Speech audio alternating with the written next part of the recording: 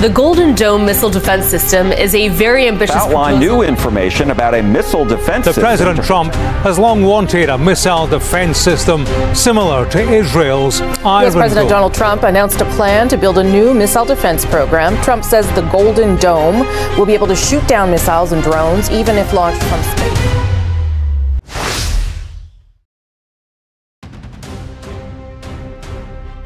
Ano nga ba ang Golden Dome?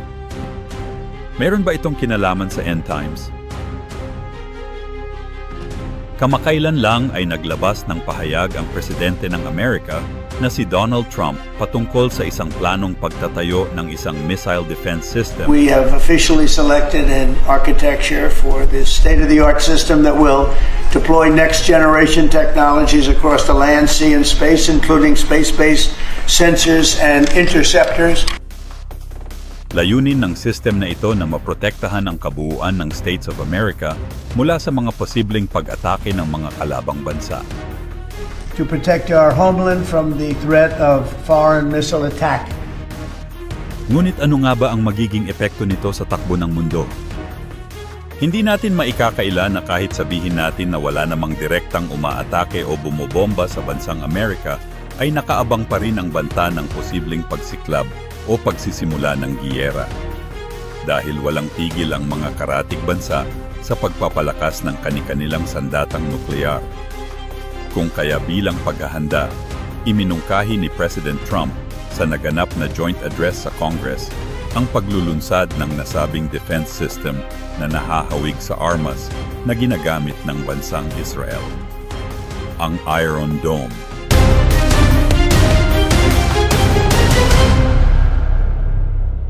Ngunit kaugnay nito, agad na nagpahayag ng saloobin ang ilan sa mga bansa, particular na ang North Korea, ang China at ang Russia, na kung mapapansin ay sila itong isa sa mga kilalang malalakas na mga bansa padating sa usapang military. Noon pa man, itinuturing na ng North Korea ang US bilang isang banta o kalaban. Regular nitong kinukondina ang joint military drills na ginawa ng US at South Korea. At patungkol naman sa pagpapahayag ng nasabing plano ng Golden Dome, agad itong pinuna ng North Korea at sinabing maari itong magbigay daan upang magamit ang outer space bilang isang potential nuclear warfield. Malamang na nakikita ng North Korea ang Golden Dome bilang isang malaking banta na maaaring tahasang magpahina sa kanilang nuclear arsenal. Kung makumpleto ng US ang bagong defense program, mapipilit nito ang North Korea na bumuo ng mga alternatibong paraan upang labanan o higitan ang defense system na ito. Ayon naman sa bansang China at Russia, ang Golden Dome ay isang complete and ultimate rejection o hindi pagkilala sa relasyong meron ang mga bansa sa daigdig. Siguradong maaabuso ng Golden Dome ang paggamit ng kalawakan o ng outer space at magiging pansarili lamang ang kapakinabangan. Bagamang sinasabi ni Sergei Ryabkov, ang Deputy Minister of Foreign Affairs ng Russia, na hindi dapat ipinagsasawalang bahala ang Golden Dome, ay paulit-ulit naman na sinasabi ni Vladimir Putin, President ng Russia, na ang armas nila ay nananatiling malakas at mapagkakatiwalaan. At kaya nitong lumusot sa kahit na anong dome ang kaniyang puntiryahin.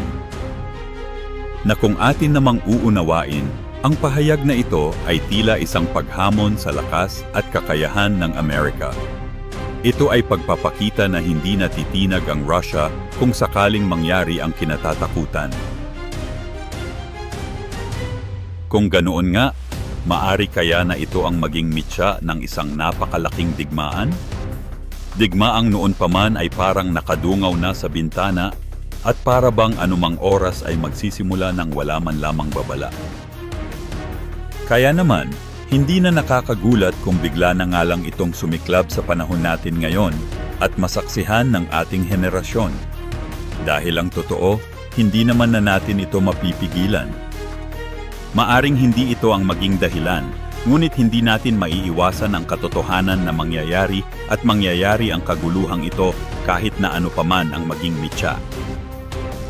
Dahil tayo ay nasa mga huling araw na ayon sa Biblia, kaya papalapit na ng papalapit ang mga ganitong kaguluhan na para bang ordinary na lamang sa bawat isa ang mga ganitong uri ng balita at pangyayari.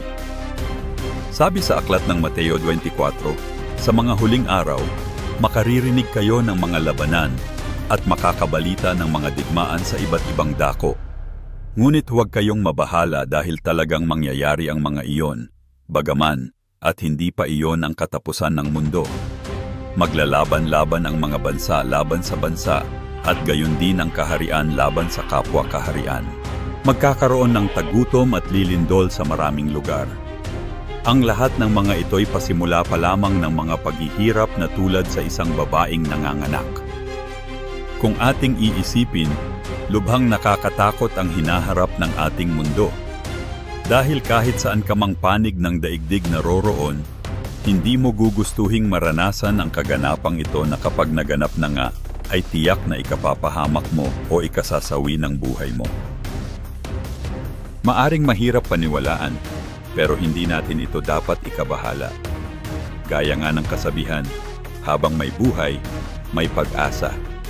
Kahit gaano pa kapangit ng mangyayari sa hinaharap, merong paraan upang masiguro natin ang kaligtasan.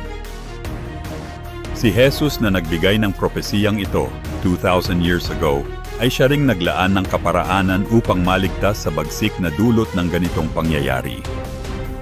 Sinasabi sa aklat ng Juan 11, talatang 25, sinabi ni Jesus, "Ako ang muling pagkabuhay at ang buhay, ang sinumang sumasampalataya sa akin, kahit mamatay ay muling mabubuhay."